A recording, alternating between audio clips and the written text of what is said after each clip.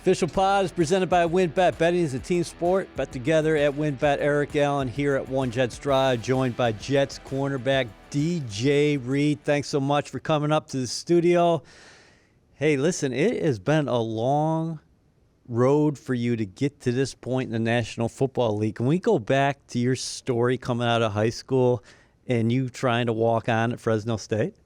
We can. What do you want to know? So take me back to Fresno. What was the thought process there as far as you starting out and trying to get on that football team? Yeah, so the thought process was had no offers. Had no offers out of high school. So it was either go JUCO or go walk on at a Division I. That was my mindset. I didn't want to go to a D2, D3. No offense to a D2 or D3. I just felt that, I could play at a D1 and start. That was just my mindset. Right. So that was the decision I made. And at the time, being in high school, I was kind of anti-JUCO. I was like, in my mind, I was like, JUCO is only for, guys that got bad grades or, guys that messed up or whatever the case was. That's just how I was looking at JUCOs. But, yeah, I ended up going to a JUCO anyways. But, yeah, I just thought Fresno State would be, like, the best thing to do. And then I was convinced that, I'm going to show them what I could do my redshirt year, and then I would get a scholarship because my mom couldn't afford to pay for me to, be at Fresno State for 4 years. So that's just kind of just how it happened. Redshirted, was doing good, but, I got my spring evaluation, and they pretty much said they just see me as a special teams player. They don't see me playing defense, so had to make that business decision, and that's how I ended up at Cerritos Community College. And so you walk away from Fresno. Yeah. And then what's the plan there when you go to Cerritos? Yeah, man. These plans is kind of obvious. It was like, okay, so you're going to go JUCO. I mean, if that doesn't work, then you're gonna be working or you're going to be doing something else. You're not going to be playing football. So really JUCO was the wake-up call as far as, like, if you don't get a scholarship, then, real life is going to have to hit you. Like, you're going to have to, go get some money, go do something with your life. So for me, it was either, you got to get a scholarship. Like, my back was on the wall. You got to get a scholarship, and thankfully I did. Can you talk about that experience at the Cerritos? Weren't you actually living with 8 or 9 guys at the time? Yeah, man, it was rough, man. It was real, like Sauce says, it was real trenches. It was trenches, man. Like, the living situation was bad. The living situation was bad. I'll just keep it at that. Was sleeping on, like, this futon. And would just rotate. Some days I'll sleep on the floor. And, yeah, just with the food situation, like, didn't know some days what I was going to eat. I remember we played Hancock. Me and my best friend, Eli, we were both living there. We didn't eat any food and just played a game on an empty stomach, and that was my first time I ever did something like that. So, like, yeah, it was just crazy. It was very humbling, and it made me very appreciative when I got offered from Kansas State, and just, like, the meals that I was able to eat at K-State, it was just stuff I didn't take for granted. So you were literally starving at school. Yeah, it was a struggle, man. Like, some days I have a couple of change, like a little bit of money, eat at Chipotle, then you run out of money and you gotta figure it out. Some guys had some food stamp stuff, so I had like little waffles with peanut butter just to have like some type of protein. Yeah, just trying to eat whatever, eating scraps. What kept the dream alive at that point, though? Because a lot of people probably would have walked away at that point. Yeah, well, for me, I had nothing to go back to. Like, that's why I keep saying it was kind of just obvious for me, because it's like, what you going to do? You're going to go back home and show your little brothers that you didn't amount to anything, you didn't do anything. So for me, I was just like, I just got to see it through, and I got to just give it 100%. And, as a man, if I give it 100% and I'm not good enough, then I can live with myself. But if I'm not pushing myself to be my best, then I'm going to just have a guilty conscience, and I don't want to live like that. You said you basically had no choices. Yeah. You basically had one choice, continue to go. Did you think that leaving high school and along these stops before you got to Kansas State that you were going to make the NFL? Yeah, man, I'm not gonna lie. I was very confident, like from a little kid, and not just playing football, but playing basketball too. Like, I really thought I was gonna play basketball when I was, going to college. I thought I was gonna be a hooper, but I was vertically challenged, so that was a humbling talk that I had with my older brother, And he said, look, man, like, yeah, you can hoop. You know, you averaging 17 my senior year, 8 assists, whatever. But he's like, man, you're really talented in football as far as your athletic ability and what you could do at corner. Like, you could really, make it to the NFL. And then you're not going to get discredited for your height if you're strapping down people. So that was just the mindset. I listened to him, and we made that move from there and went on. So who were your guys growing up as far as hoopers are concerned? As the guys that you were drawn to? Man, I love basketball. I still do. Yeah. But the guys I used to watch where I was just like, wow, Steve Francis. Stevie Franchise. Yeah, Steve Francis, Monte Ellis, Brandon Roy, Darren Williams, obviously Allen Iverson. I was a point guard, so I used to watch point guards. Obviously Curry right now. But, yeah, back then I was a big AI fan. Who else? Baron Davis was nice. Oh, yeah. Nice. Very underrated, but nice. Gilbert Arenas, nice. Tracy McGrady. I used to love basketball, bro. Yeah. I'm a fan of basketball. So you get to the Little Apple. Now you're playing in the Big Apple. But what happened in terms of your breakthrough with K-State? Man, so just going through the JUCO experience, really, like I knew once I got back to a D1, I already kind of knew how, going to Fresno State, I already knew how D1s ran their program. So I already knew what to expect with, like, getting ready for winter and all that. And just I already kind of knew what to expect. So playing for Snyder, first of all, was hard. Yeah. Old school coach, he doesn't believe in injuries. Grit. He just teaches perseverance, execution, get it done, no excuses. So I really trained the right way before I went there, so I was in incredible shape. And once they seen how hard I worked, it fit like a glove. Like, it just worked for us. It definitely did fit like a glove. You got selected in the 5th round by San Francisco when you started your pro career. Did people look at DJ Reed and say, well, you're going to have to make it through special teams and maybe being a nickel? Yeah, man, just off my height. Literally, I remember the combine, I think it was the Vikings, they was like, you would be our first-round draft pick. I was talking to them, they was like, you'll be our first-round draft pick if you was 2 inches taller, like 5'11". But then they drafted Mike Hughes, who was 5'10", so I'm like, he an inch taller than me. I see, Denzel Ward, who was a phenomenal player. He's an inch taller than me. Like, I'm with these guys at the combine, they're 5'10", and he's a top 3 pick, but you telling me I'm a slot corner because I'm 5'9". Both I was an All-American and all that, but, they just categorized me as a slot corner, which is fine. But, yeah, so, when I was in San Fran, they was playing me at nickel and at safety, and then I was doing kick return and punt return. Jets fans, we're in our final push and the clock is ticking. WynnBET is giving you a golden opportunity to win VIP prizes for the 2023 season. The WynnBET Green Room is the most exclusive space at the stadium with all-inclusive food and beverage, lower-level seats, and appearances by Jets legends and celebrities. New Jersey customers, all you need to do is wager at least $100 on WynnBET Sportsbook or Casino. For New York customers, all you need to do is wager at least $100 on WynnBET's Sportsbook. The best part? You get an entry for every $100 you wager. Robert Saleh, your head coach here, is really hard on himself for what happened in San Francisco because you played under him with the 49ers. What was he like during that time, and how did he envision you? Yeah, man, so Saleh, first of all, when he was in San Francisco, he was a great defensive coach. Everybody had respect for him.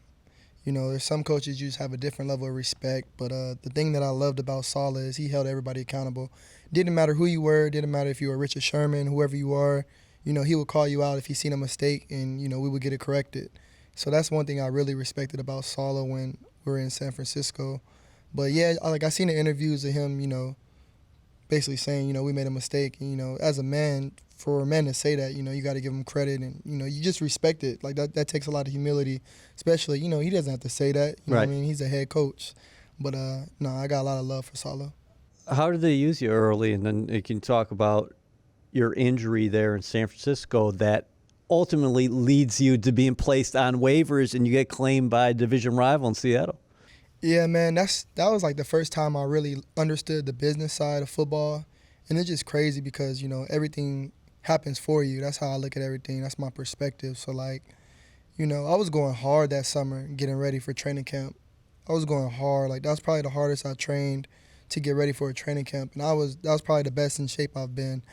And I was benching, going hard, and I tore my pec, like, and I just heard pop pop, like it sounded like a gunshot. And How much were you putting up? it was only like 245. You're saying only 245. Only like 245, but it was like 5 reps. But I did it on the second rep. It was a pop pop, and luckily I had a spotter because obviously I couldn't carry it. He put it up, and then I looked back at my trainer and I was like, "Did you hear that?" He was like, "Yeah." He was like, "It was 2 pops." And once he confirmed it, my pec just got swollen. So I was just like, yeah, it hurt, but I was more just disappointed because I was like, dang, like, I really put a lot of work in to get ready for the season. So, yeah, I had to call my agent, tell him what it was. I was like, I think I tore my pec or something, like my pec is swollen. Right. But, yeah, just the business side of it, we go back to training camp. We call them the Grim Reapers. Somebody I ain't never seen before was like, hey, John Lynch want to talk to you. So I think I was talking to Dante Johnson, and I was like, well, it's been real, bro, because I already knew what time it was, and I already knew that was a possibility because, I wasn't a starter there, so they didn't see me as someone that was going to start. So, I mean, yeah, once I talked to Lynch, he pretty much said, they think I'm not going to be able to play the season because a pec is a, 6 to 12-month recovery. And yeah, man, they pretty much said, appreciate you. We drafted you. You're a part of the reason why I went to the Super Bowl last year. Right. But, we got to put you on injury reserve for the year. So, talking to my agent, he said, just take this time to heal. You're more than likely not going to get picked up because, you tore your pec. Ironically, the next day, he calls me. He's like, we got interest from 3 teams that are seriously going to pick you up. I'm like, for real? So my mindset kind of changed. Like, okay, I'm going to rehab fast to play. And it was the Bills, it was Seattle, and the Texans. And Seattle was the first to claim me. So he was like, you're a Seattle Seahawk. So, yeah, I talked to Snyder on the Seahawks. He was like, are you trying to play this year? I was like, yeah. Like, I'm going to do my best to rehab and come back to play. He was like, okay, we're gonna make a playoff push. So he was thinking maybe he'll get me, later on in the season. But I was able to play like week 6, week 7. And one of the first games back, if not the first game back, was against San Francisco, wasn't it? Yeah, crazy, bro. And then you balled out that game. Crazy universe. Yeah. The universe is crazy, yeah. First career interception against my former team. What clicked in Seattle? Because for you, it's always been opportunities. When you've been given an opportunity, you've succeeded. What clicked under that defense led by Pete Carroll, of course?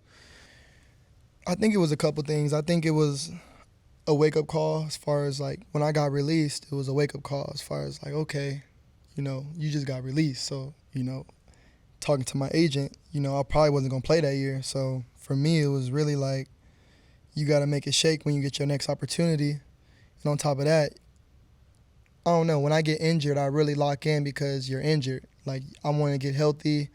I have a fear of, like, when I get injured that I won't be the same. So, like, I have to really work and rehab deliberately to make sure that I'm healthier and stronger than I was before.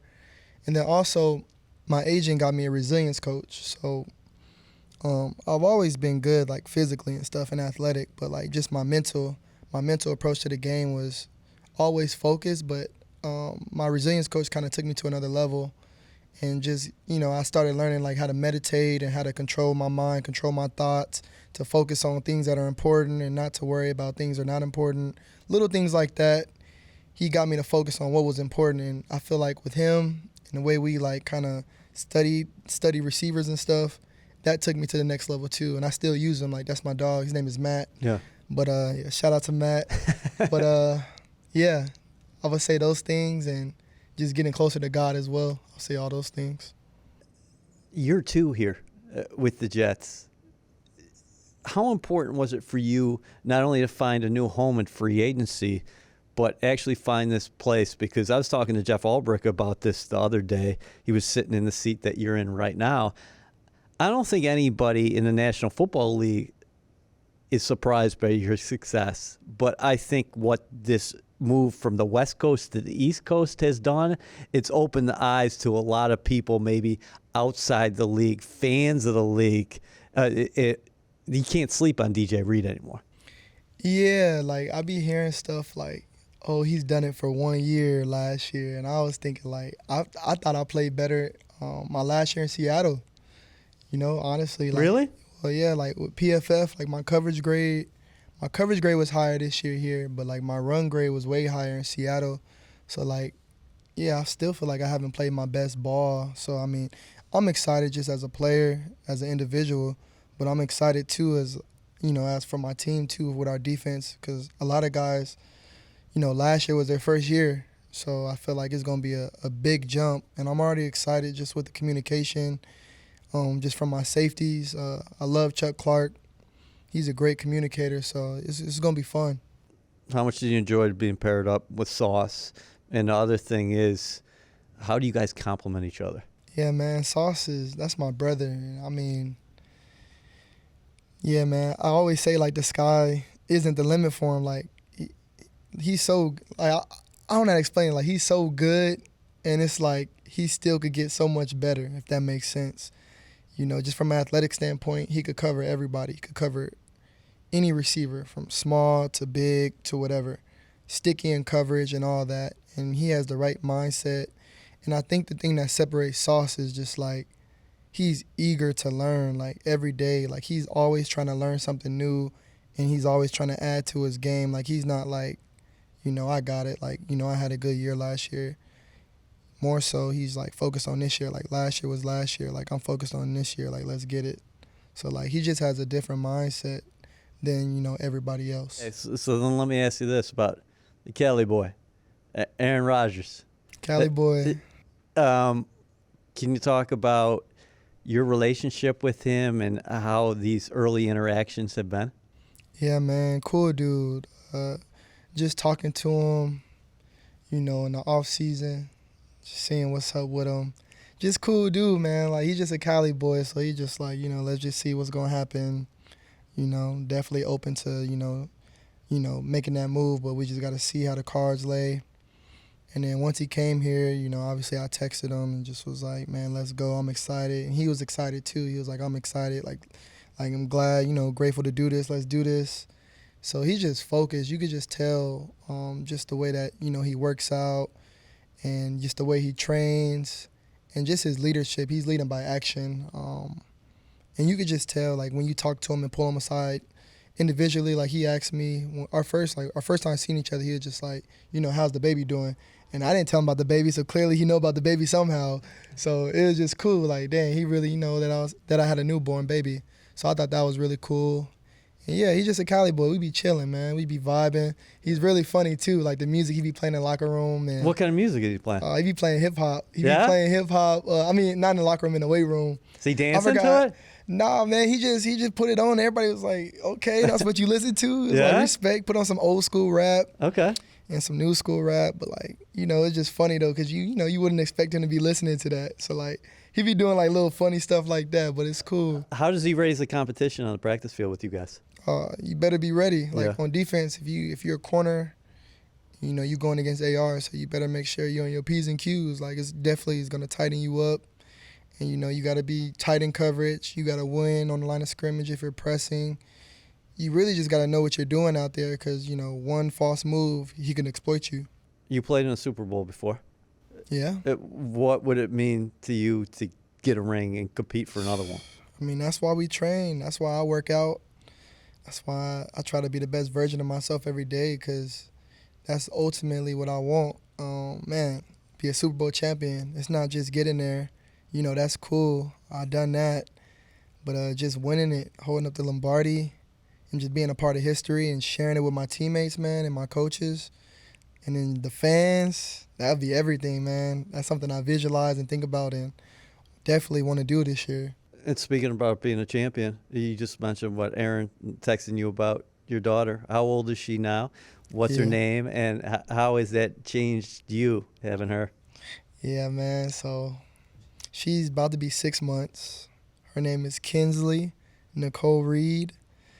And, man, fatherhood is beautiful, bro. Like, it's definitely softened me up. Definitely didn't know I had that much love to give to somebody, and she could literally do no wrong. Like, her crying, none of it bothers me. It's just beautiful, like, just going skin to skin when we're just laying down.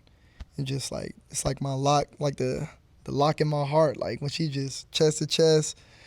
Oh, man, it's just a beautiful feeling. Like, it's indescribable, really, but fatherhood is beautiful, bro. Like, I didn't know that I could love someone that much.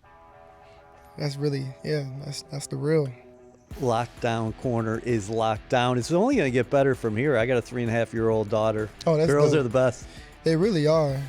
Girl dads, for real. Like, we want to have a boy next, but if I was to have another girl, I would be grateful. Like, it really wouldn't matter. DJ, I appreciate you coming out and catching up.